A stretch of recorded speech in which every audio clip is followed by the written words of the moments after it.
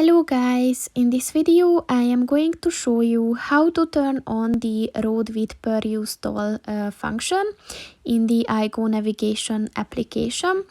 But first I just want to mention, don't forget to subscribe to my channel, because at 10,000 subscribers I am going to show you my whole YouTube revenue statistics and growth strategy, as well as how to make money online. Let's jump into it. First of all, open the application on your phone and then click on the three lines at the bottom of the page on the right.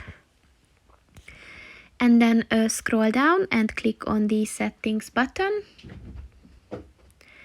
And then click on the route preferences button. And at the road types section, look for the road width per use toll button. And in order to turn this on, just click on the white square, and once it turned green, this function is enabled. So that's pretty much it for this video, guys. See you in the next one. Goodbye.